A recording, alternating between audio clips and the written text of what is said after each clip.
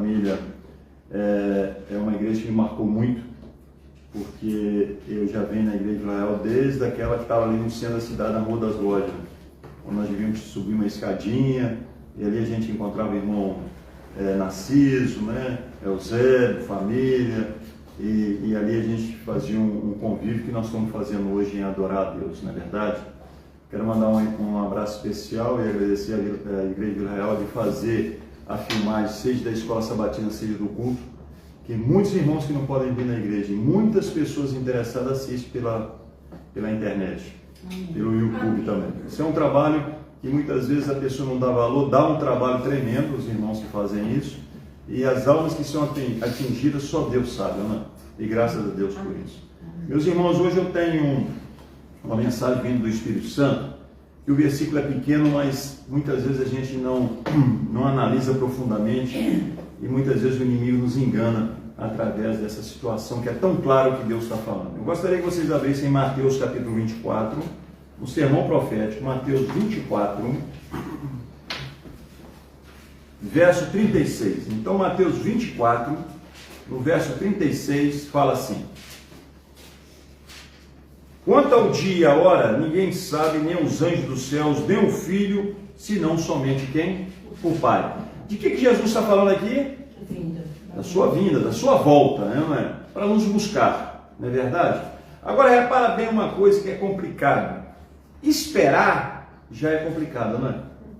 Você já imaginou que a gente, quando está na estação ferroviária ou nos comboios, e a gente vem esperar alguém querido nosso e aquela pessoa atrasa, a gente fica como? Fica feliz?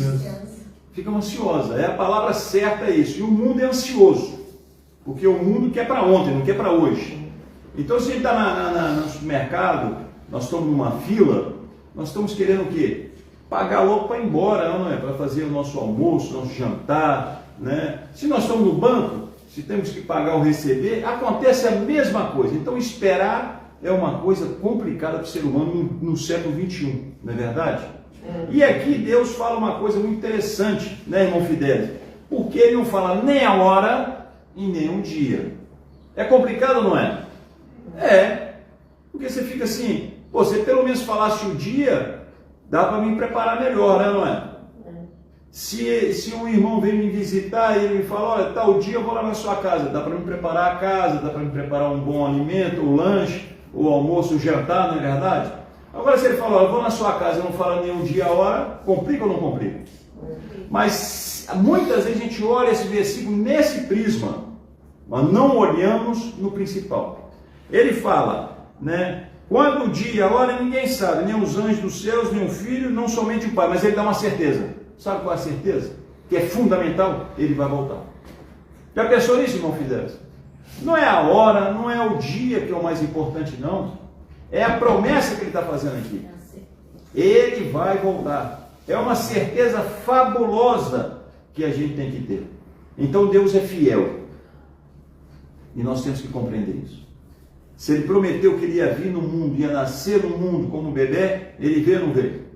E agora ele prometeu que agora eu vou buscar vocês, eu vou preparar um lugar a vocês, não é? Em João capítulo 14, verso 1 a 3, mas vocês não têm morada, e eu vou morar junto de vocês. É importante nós compreendermos esse versículo. Por que também é importante? Porque Jesus fala em João capítulo 5, verso 39, examinai a Escritura, porque vós cuidais ter a vida eterna, né? É que nela não vão ter a vida eterna, e são elas que testificam de mim.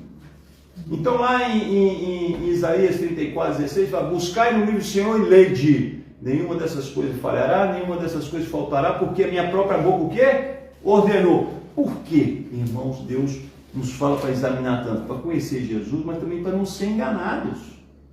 Porque nesse próprio sermão da montanha falou que havia o quê? Falsos cristos e falsos profetas, não é? Eu não sei se vocês já repararam ultimamente, no mundo cristão, há muitas pessoas marcando o dia, o tempo, vai vir em 2027, outros sutilmente falam, bem, não vou marcar nem a hora, nem o dia, porque Deus fala para não marcar, mas se você for ver esse ano aqui, se somar desde Gênesis aqui, é capaz, meus queridos, nós temos que compreender uma coisa. Quando Jesus fala, e eu gostaria que vocês fossem Deuteronômio 29, vamos mexer um pouquinho com a Bíblia. Deuteronômio 29, 29. Fala assim. Deuteronômio 29, 29.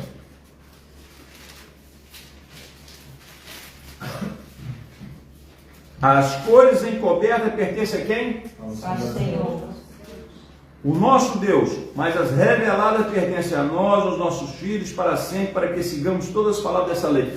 Deus revelou o dia e a hora? Não. Deus revelou o ano? Não. Então, se alguém, seja da igreja adventista, seja outro irmão de alguma denominação, que fala que Jesus vai vir em tal dia, tal hora, tal ano, a mensagem dele é o quê? Falsa. É ou não é? Não precisa nem abrir, se está no YouTube, nem precisa abrir a pregação. O pastor falou. Não, ele falou, mas Deus falou outra coisa completamente diferente. Então nós temos que se preocupar com aquilo que Deus nos revelou. E o que Ele nos revelou é que Ele vai voltar. Amém? Amém. Agora, o mais importante, você está preparado? Eu estou preparado? É isso que é o mais importante daqui. Eu estou preparado a esse encontro? Já pensaram nisso? Então, quando nós somos convidados para um casamento, as primeiras coisas que a gente passa na nossa mente, qual que é? Epa, eu vou ter que comprar uma roupa nova, eu vou ter que comprar um sapatinho novo, eu vou ter que comprar uma prenda para os noivos, é ou não é? Mas em compensação vai ter o almoço, vai ter o jantar, é ou não é? Mas esquecendo de uma coisa, do convite. Você sabe por que os noivos convidam cada um de nós? Porque nós somos especiais para eles. É ou não é, irmão Fidelis? Nós só somos convidados para ir no casamento porque nós somos especiais para o noivo e para a noiva. E Jesus, quando nos dá esse convite, mesmo sem a hora, sem o dia, sem um ano, é porque você é especial para Ele, eu sou especial para Ele, a nossa família é especial para Ele. Amém? Amém. Vocês estão entendendo aqui que Jesus está querendo falar conosco? Agora, por que Ele não vai dar a data? Ele sabe mesmo. Alguns falam, porque a gente ia se acomodar, porque de repente a gente só ia se preparar nos últimos instantes. Tudo bem. Mas Ele sabe por quê. Então o que nós devemos fazer? Vigiar, estar atento, orar, pensar nesse encontro. Hoje pensamos nesse encontro? Será que nós pensamos? Eu quero fazer uma comparação muito interessante, eu gostaria que vocês compreendessem isso, mas antes, esse tema mexeu tanto com os discípulos, que os próprios discípulos que receberam a mensagem no sermão profético, eles depois fizeram uma pergunta ao Senhor. Mas eles já sabiam a resposta, eles fizeram a mesma pergunta. Vamos lá em Atos capítulo 1. Atos capítulo 1. Atos dos Apóstolos, capítulo 1, verso 7. Atos capítulo 1, versos 6 e 7. A gente lê os dois. Fala assim: então que estavam reunidos perguntaram ao Senhor: Senhor, é nesse tempo que vais restaurar o reino de Israel? Olha a pergunta deles, hein? Aí Jesus respondeu: não lhes compete saber os tempos, as datas que o Pai estabeleceu pela sua própria o quê? Está entendendo? Então vocês entendem uma coisa, irmãos. Jesus afirma que ele vai voltar, mas não fala a hora, nem o dia. E depois os discípulos curiosos fazem a mesma pergunta a Jesus. E Jesus dá o checkmate. Não pertence a vocês isso. Isso não foi revelado para vocês. Isso não é o mais importante para vocês. Vocês estão entendendo o que eu estou falando com vocês? Vocês já repararam como que o inimigo gosta de nos distrair com coisas que não são importantes? Não é a hora, irmãos, não é o dia que é importante. É saber se eu estou preparado para a volta daquele que deu a certeza que ele vai voltar. E vai voltar. É isso que eu tenho que estar preparado. Estão entendendo? Agora nós podemos fazer uma comparação. Por que o povo de Israel não recebeu Jesus quando ele nasceu em Belém? Já pensaram nisso? Jesus teve que mostrar aos magos, teve que mostrar aos pastores, mas o seu povo naquele dia não sabia. Sabia teoricamente, porque quando os magos entram em Jerusalém, uma Jerusalém fria, uma Jerusalém que não tinha nem noção que nasceu aquele dia o Redentor do mundo, eles fizeram tanto barulho, tantas perguntas, que chegou a Herodes. E Herodes manda chamar os escribas, os fariseus, os sacerdotes, e eles falam: em Belém de Efrata que ele vai nascer. Mas eles foram lá? Não. Era um cristão que é teórico, nós não somos cristãos teóricos. A teoria é importante? Mas a prática é muito mais. E aonde que o povo se perdeu? Estava aqui em Jeremias, vamos lá em Jeremias capítulo 18. Jeremias 18.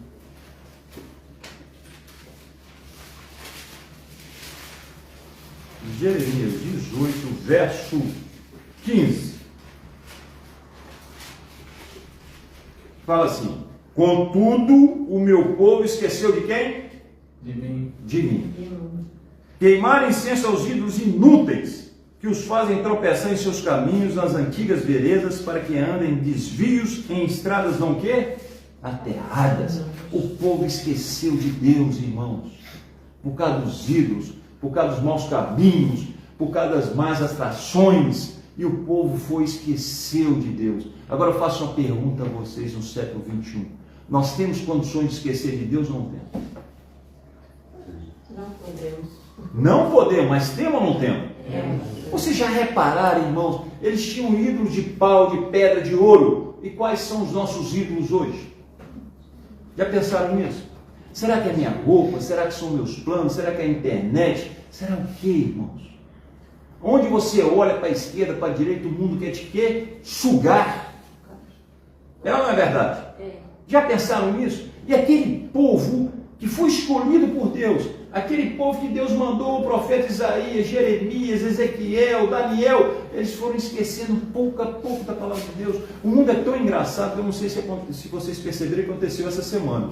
Em 2 dias houve 2 notícias bombásticas no mundo. A primeira, caiu um avião na Índia, mataram mais de 200 pessoas, foi ou não foi?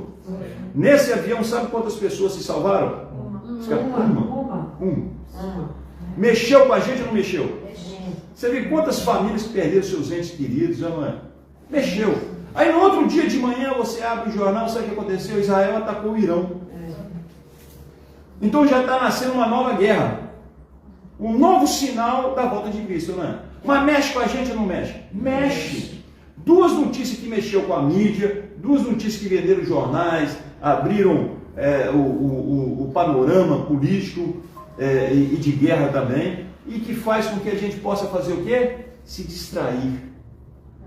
O inimigo quer que a gente possa se distrair. Enquanto João fala, né, sede sóbrio e vigiai, porque o vosso adversário brama como leão, ele começa a vigiar, ele começa o quê? A farejar, ele quer o quê? Nos tragar, irmãos. E uma das armas do inimigo é nos distrairmos, para que a gente possa esquecer das promessas de Deus. E o antigo Israel esqueceu da promessa de Deus. Agora é interessante, vamos voltar lá em Mateus, no capítulo 24, nesse verso aí tão maravilhoso, que é o 36. Agora vamos ler o 37. Jesus fala isso, depois ele vai falar certas coisas mais na frente que é importante, né? Fala assim no 37, como foi nos dias de Noé, assim também será a vinda do Filho do Homem. E eu fiquei, mas por que Jesus fala em Noé aqui? Não é verdade? Aí ele fala, no 38, pois nos dias anteriores ao dilúvio, o povo vivia comendo, bebendo, casando, se dando em casamento, até o dia que Noé entrou na arca. Tem algum mal dentro do casamento do meu filho, da minha filha, do meu amigo, ou do meu irmão da igreja? Não. Tem algum mal o jovem querer fazer com que os seus sonhos possam ser uma realidade? Não. Mas tem um mal, irmãos, de eu entrar nessa agitação desse mundo, se tornar um homem ansioso pelas coisas do mundo e esquecer as coisas eternas, irmãos.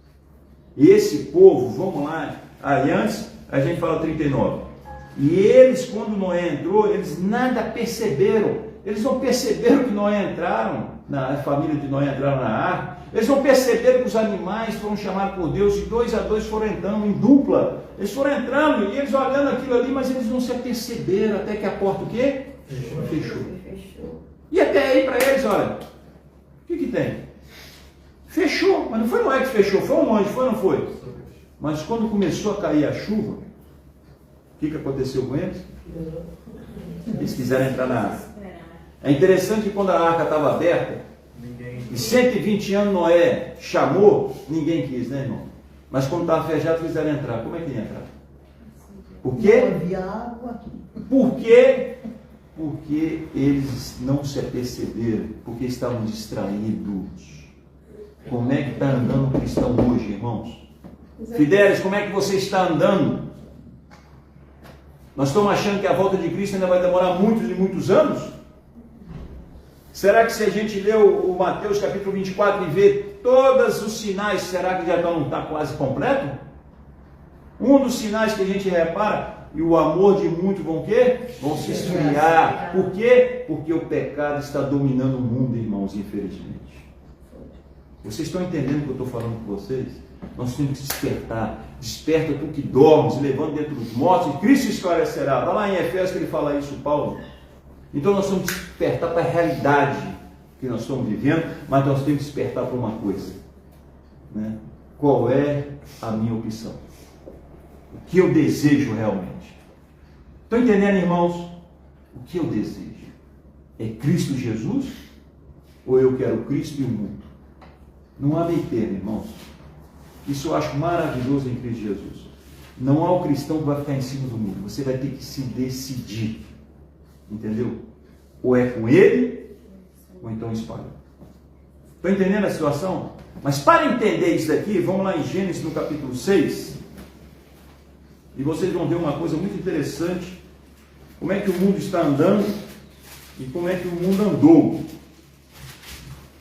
Gênesis, capítulo 6, verso 5. E depois a gente pula um pouco. Fala assim. Gênesis 6, capítulo 5, fala: o Senhor viu que a perversidade, ou então a maldade do homem tinha aumentado na terra, e que toda a inclinação dos pensamentos do seu coração era sempre e somente para o quê? Mal. O que nós estamos passando hoje, irmão? Mas em todo lugar do mundo. Não estou falando só na África, não estou falando só na América do Sul. Antigamente a gente só olhava esses territórios, aí, mas como está mal, olha como isso sofre, olha a violência. Vê hoje a Europa, vê hoje os Estados Unidos, vê hoje a Rússia, seja onde for, vê hoje a China. Falar nisso, ontem teve um desastre na China, numa usina que explodiu, uma coisa absurda, né? É desastres naturais, é violência, não é? É a natureza já chorando, mas mostrando seu descontentamento. Vocês estão vendo que o próprio mundo não está mais suportando o pecado? Seja as árvores, seja as águas, seja os animais, irmãos. Agora, será que os animais tiveram uma opção muito mais inteligente do que o tempo de Noé, vão ter também hoje, do que a gente, que temos a verdade? É isso que nós temos que perguntar. Qual é o nosso interesse? É na hora e no dia, ou é no retorno de Cristo? Qual é o nosso interesse? É eu estar preparado? Ou eu viver igual as 5 loucas, as virgens lá? Elas levaram lá um pouquinho do azeite ou não levaram? Mas não é suficiente, irmão. Não adianta eu ter pouquinho de Cristo. Eu tenho que ter 100%. E aonde está escrito isso? Vamos lá em Gálatas, no capítulo 2, verso 20. Vamos ver uma coisa muito interessante. Gálatas 2:20. Fala assim: fui crucificado com Cristo, assim já não sou eu quem vive, mas Cristo vive em mim. A vida que agora vivo no corpo, vivo pela fé no Filho de Deus, que me amou e se entregou em mim. Isso é muito fácil a gente decorar, né? Não vivo mais eu, mas Cristo vive em mim. E na prática? Meus queridos? E o ruim na prática? É ou não é? Muitas vezes, irmãos, eu vou falar uma coisa com vocês. O Rui veio aqui e louvor a Deus, não é? Muitas vezes a gente pensa, é muito pouquinho. Não sei se é pouquinho ou pocão, mas Deus sabe. Sabe por que se preparou? Sabe por que tocou? Sabe por que você pregou? Sabe por que você abre a mensagem? Irmãos, eu vou falar uma coisa muito interessante para vocês e vocês vão entender. Nós mesmos vamos nos condenar se a gente não se salvar. É que eu falei na escola sabatina, hoje nós temos Bíblia de tudo quanto é jeito. Mas pergunto a vocês quantas vezes nós abrimos esse alimento durante o dia, durante a semana. Quantas vezes, irmãos? Nós não temos que tomar um pequeno almoço? Nós não temos que almoçar, não temos que jantar? Imagina se a gente passasse 2 meses sem tomar o pequeno almoço, o almoço e o jantar. Como é que nós teríamos? Nós estaríamos mais fortes fisicamente? Não. Mais fracos, não é? Estávamos mortos. Então, se a gente não abre a palavra de Deus, essa palavra que nos liberta, essa palavra que é eterna, como é que eu posso almejar Cristo? Me explica lá, irmão. Há muitas pessoas que eu prego que ela fala assim, sabe qual é o meu maior desejo, irmão? Sei qual? É quando eu estiver no céu com Jesus na sua igreja. E eu perguntei, aqui na terra, você vai na igreja? Ei, rapaz, aqui é difícil. Aqui é complicado, hein? Quarta-feira eu já chego cansado, sábado muitas vezes eu estou cansado, vou, não vou, isso aqui, aquilo, outro. Eu pergunto, meu camarada, na eternidade, se você aqui, você não está acostumado, nem gosta, imagina a eternidade que você vai gostar. Vamos ser sinceros, irmãos. É verdade, É ou não é? A própria palavra fala isso conosco, meus filhos. E eu vou falar uma coisa muito interessante aqui, que eu não sei se vocês já pararam. No início da Bíblia, vamos lá em Gênesis capítulo 1, fala uma coisa muito interessante aqui. Gênesis capítulo 1, verso 1. No princípio Deus criou os céus e a terra. Era a terra sem forma e vazia, trevas cobriam a face do abismo e o Espírito de Deus se movia sobre a face das águas. Sabe por que eu admiro cada vez mais a Deus? Porque Deus deu um documento que ele afirma na primeira linha que ele é o nosso Criador. Amém? Amém. Ele desmoraliza completamente o inimigo. Eu sou o Criador. E depois lá na lei de Deus que é eterna, no 4º mandamento, sabe o que ele fala? Eu que criei o mundo, o céu, a terra, o mar, todos vocês. Sempre ele está afirmando. Por isso que o sábado é um sinal de Deus. Porque ali é o único mandamento que fala que ele é o dono de tudo, ele é o nosso Criador, ele é o nosso Redentor. Agora, como é que ele termina o livro dele? Vamos lá em Apocalipse, no capítulo 22. Apocalipse, capítulo 22. Ele fala assim, capítulo 22, verso 20, fala assim, aquele que dá testemunho dessas coisas diz, sim, vem em breve. Amém. Vem, Senhor Jesus. A graça do Senhor Jesus seja com todos. Amém. Então, Apocalipse, capítulo 22, verso 21, ele confirma o quê? Que ele vai vir. E que é cedo. De repente, o cedo de Jesus é tarde para nós. Sabe por quê? Porque nós somos um povo ansioso. O mundo nos faz ansioso. Mas nós temos que mudar o ansioso com alegria, com desejo de encontrar aquele. Ele é o Todo-Poderoso. E quando as nuvens descer, que a gente encontrar Jesus, vai ser uma alegria indescritível. Milhares de perguntas vão ser feitas por ele, vão ser feitas para ele. A resposta dele vai ser sincera e vai ser unida a uma palavra só: eu amo vocês. Amém? Amém? Vocês estão entendendo, irmãos? Vocês estão entendendo que mesmo dentro da igreja pode ter pessoas que possam estar distorcendo uma mensagem e marcar dia ou hora? Não é importante, irmãos. O importante é se eu estou preparado. O importante, irmãos, é que ele vai voltar.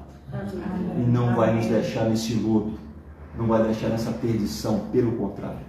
E outra coisa, se tem alguém aqui dentro da igreja, e seja no emprego, seja na escola, seja no dia a dia, ou mesmo da igreja, se sentem invisíveis, ou foram insultados, ou foram menosprezados, sempre olha para Deus. O Todo-Poderoso te considera a pessoa mais importante do mundo. Amém? Amém. Já pensaram nisso, irmãos? Que Deus possa nos abençoar.